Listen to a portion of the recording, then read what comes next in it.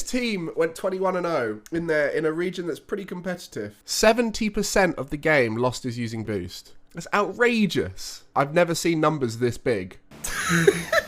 Just chill out! Who's ready for some South America analysis? So something unprecedented happened in South America at the weekend. We saw a team go 21-0. So you can see here 9-0 in the Swiss, then went 4-0, 4-0, 4-0. Almost perfect sweep in the grand final, only dropping one goal there. But the club who won the first regional, and when I analysed their gameplay, I did think they were good, but I didn't think they looked unbeatable. I thought they had a lot of flaws. I felt like they could work on a lot of stuff. So let's see if they have actually worked on that, which has led them to getting this perfect 21-0 record in the full split. So Team Secret here almost matched them, went 3-2 there, 4-0, 4-1, and only in the final, 4-1, 4-1, only in the final did they get beaten. So fair play to these two teams, looking like the strongest teams in the region. One thing I will just quickly show you is the rankings. So in South America right now, we have now got the club qualified for the major, so they are guaranteed the major thanks to those 2 wins. As you can see now, Endgame and Team Secret are going to be competing to get to a further position in the final event to make that major. So it's going to be a massive competition. Crew could potentially squeak in if they get a major upset performance where they win it all or get 2 places ahead of both these teams. But likely outcome is either Endgame or Team Secret will make the final, and that will be the factor that gets them into the major. So what we will do is we'll go into some of the stats real quick. So last time we looked, it was a lot of overusage of boost, a lot of zooming around the pitch, and sort of playing like Liquid do in Europe, which doesn't work against solid teams because teams are able to punish the over speediness of a team. But what we will look here is we'll look and see if they fix that or whether they're still going for that zoomy style. So 5.5 shots a game. You can see here 12 shots to 3.2 shots. So this is massive from the club.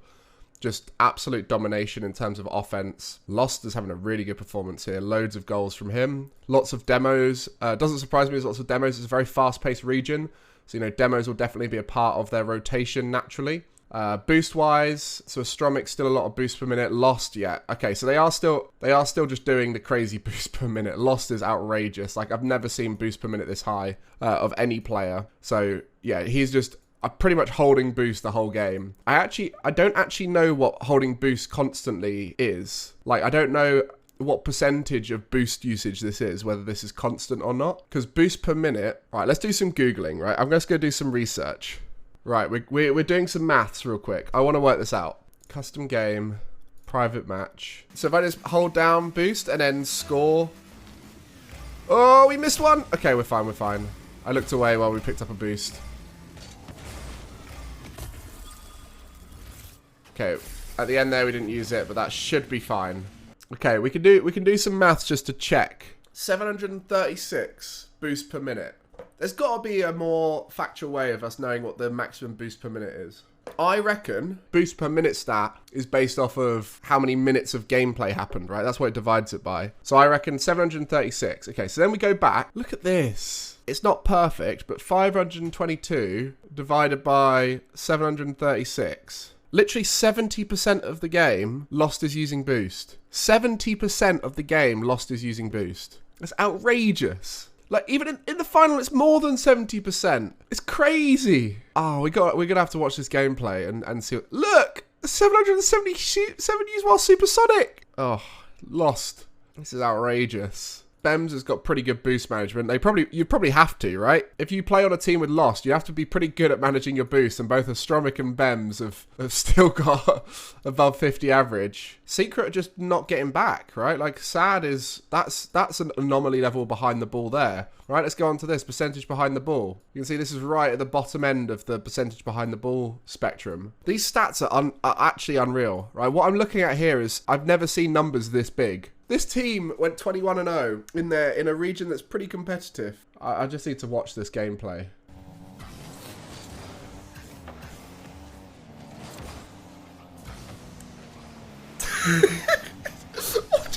Just chill out!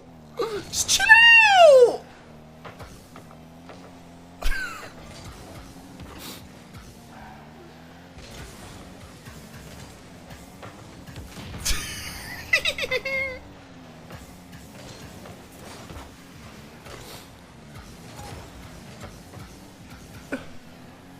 This doesn't look like 70% of the time though, does it?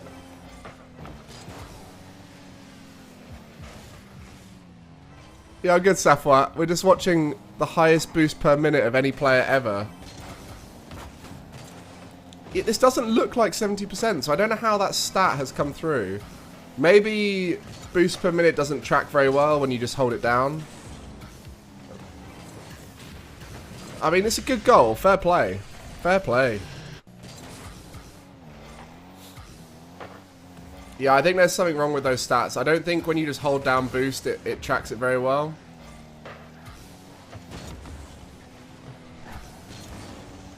And like watching this, you can see that he's clearly not 70% using boost. I mean, again, it's another really nice play.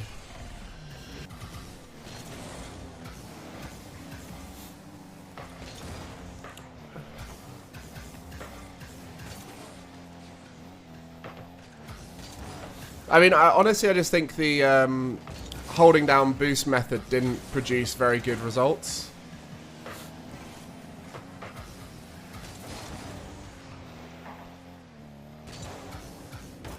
Because like, you can clearly see this is not 70% of the time, right? 70% of the time would be outrageous.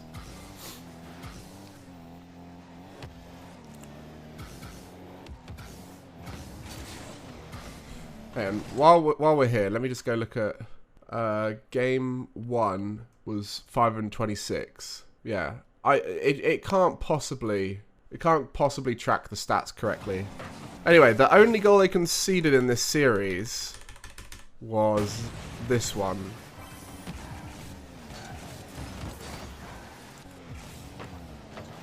And that's a fairly good little play, isn't it? I just don't get how they're this dominant playing like this. Like, it's good, but it's not like... I'm not looking at this and thinking, oh my god, I would be scared of this team if I was playing them, you know? Let's look at the 5-0. Like, they're playing really fast, but like... You know, there's a lot of teams that play really fast and they get punished, but maybe this region just hasn't quite got used to it yet and they don't know how to punish it.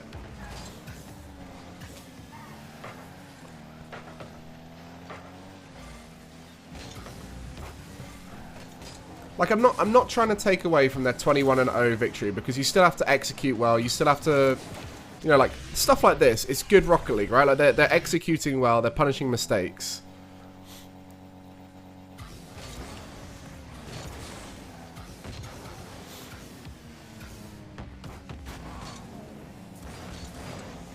Anyway, let's have a look at Astromik, because Astromik moves around a lot faster, but is a lot more efficient in terms of boost, right?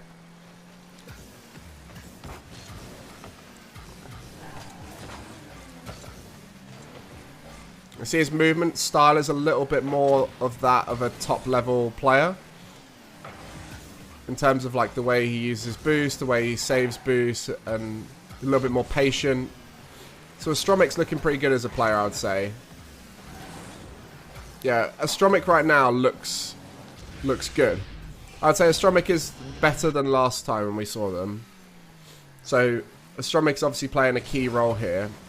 I guess their general structure that they plan to do is Lost is just constantly in their face, doing a lot of off-the-ball stuff like boost stealing, bumping. Astromik is the one who's being the flair player, it seems like. You know, the one who, when he's got the ball, tries something a little bit saucier. And then Bems is just cleaning up behind, right? And doing a lot of the finishing off of the plays, slash resetting the play back to their favour. Yeah, I thought Secret were going to be better than this, I'm going to be honest. Because Knight is a good player, and he looked like the star player on his team last season. Then, you know, KV1 looked like a really good player. You know, there's always question marks around these young superstar players, like what their mindset is a bit like. But, yeah, you can see they're a little bit panicky, a little bit lost. Sadness, I've always had questions around him. As you can see, KBM player. I don't know if you guys can see that in his gameplay. You can see by the way he moves, it's very jolty. Like it's like when he's turning, it's like this, rather than the smooth turning. Yeah, Sadness has always seemed like a solid player, but like not out of this world, right? Like, obviously good enough to make the final. Like Sam, you know, a strong region. Probably the next strongest region. Obviously Fury and Complexity are ex-Sam players who've moved to North America, but it's always seemed like a pretty contested region. And one that, you know, has depth in it for a emerging region, because we've seen variation in the top teams a little bit more. Last season there was 3 top teams. Fury were getting upset early. All of these kind of things that you expect to see in more depth of a region. And I think the fact that these 2 teams are doing as well as they are, despite Furia and Complexity not being there, I think that's a shout out to South America as a region. But right now they're going to get a little bit of a shock when they go to the international stage, and they come up against other teams who can punish them. So right now Secret's main issue is they just don't seem to have much control of the ball, and they easily get beaten by the fast opposition here. Right, so they're passing when they should be taking control of the ball. And so like Lost and Astromic will just intercept everything, right? Because right now they're just putting the ball into space, and when your opponents are moving this fast, they're obviously going to beat you in space. So this is where you need to bait them with 50-50s, fake challenges, all that kind of stuff. Because right now they're just playing into the club's hands. So speed is good, but if you know what you're up against, you can easily punish it. So like the club, if they go to the international stage and the teams do their prep and know what they're up against, they'll destroy them, right? Well, they should destroy them. They might feel uncomfortable because playing this fast is quite uncomfortable to play against. But, you know, you just play for 50-50s, forces, fakes. See, like right there. So you see what KV1 is doing here? This is perfect example of what you do against teams that play this fast, right? So right here, fake one, 50 another, 50 another. But the thing is, I don't think Sadness and Knight know how to play off of this as well, right? Like, so you see Knight is getting way too close to the play there and then getting a little bit stuck. Jumped way too early for that. Instead, what Sad needs to do here, you just have to be patient, right? Right here, they're always going to go because that's what they do. So you just chill out, let him go and play off of the touch. Because look, he's just giving the ball back to Knight. But now Knight has to defend 1v1. And eventually you break down a team like this, right? Nice, 50-50. 50-50, possession, right? They're finally starting to do it a little bit, but the problem is I bet there'll be times where they'll try and force the play. They'll get punished for it. Like there, Knight, just take control of that ball. You just boomed it away, giving them back possession. Reasonable play. Like, can you see now, right now, how this is... Look, you don't need to make plays. The moment you try and make a play, they're going to punish you. Like, obviously this is outrageous from Lost. But, like... That's outrageous. Outrageous. But do you see, like, how easily you can punish that moment? Like, obviously, Lost has just pre-jumped. Like, right now they're 3 games up and they're having fun with it. But like it's not good Rocket League. Like it will get punished. Like they're mechanically pretty good. They're playing fast. They're surprisingly boost efficient for how much boost they're actually using. Especially Astromic, very boost efficient for how much boost he's using. But yeah, like they're panicking a little bit too much, and that's the main thing that playing fast does to teams. It makes you panic. Like it's all well and good me saying all this stuff. Like the mental effect of playing against a team that's rushing is very challenging.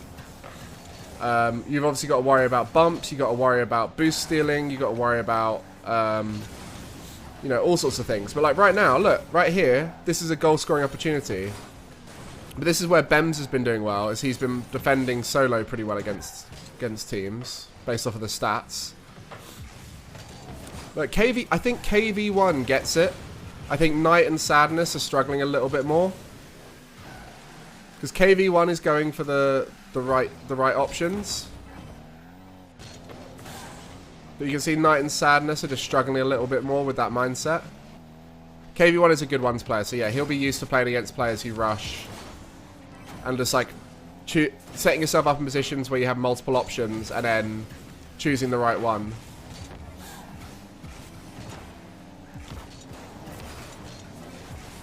Yeah, right now in RLCS, there's teams that play like this in Europe and North America, and they're not having the most success. Like they're getting upsets and like they're catching people off guard, but they're not working super well.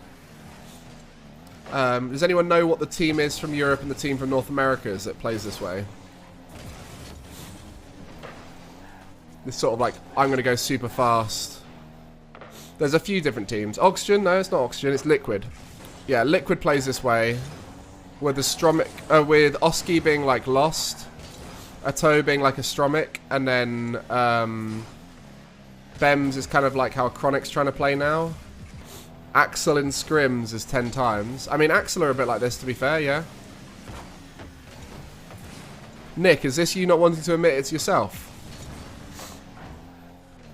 I mean, I haven't watched a huge amount. I've mostly looked at the stats, but if we look at the stats in North America, when we look at the boost, Drees is a 529er.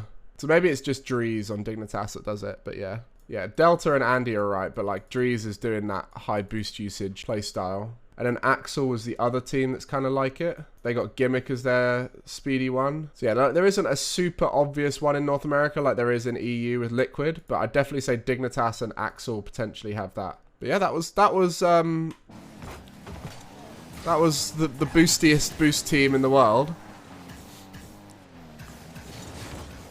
They're obviously playing at a speed that's catching a lot of people off guard. I think the moment you come up against a team on an international level, because obviously these guys have qualified now for the major, I think they're going to get caught out at the major by teams who've got a bit more control. Because what you find with higher level teams is they're able to move fast as a team without moving fast as individuals. So it means that they're more efficient, they're less likely to get broken down by outplays and so on and so on. And that's more about how you position around each other, spending less time rotating out, getting boost and so on. This might catch some teams off guard because they are so zoomy and they do pick up so many hundreds that some teams who are reliant on hundreds will get caught off guard by this. But I do believe they will have to readjust the way they play on an international stage. But right now it's working super well in South America because no team is comfortable playing against a team playing this fast, this confidently, this aggressively, and that's why they went 21-0. So rest of South America needs to step up and start testing these guys more. Otherwise they're going to get caught out when they come up against stronger, more controlled opposition.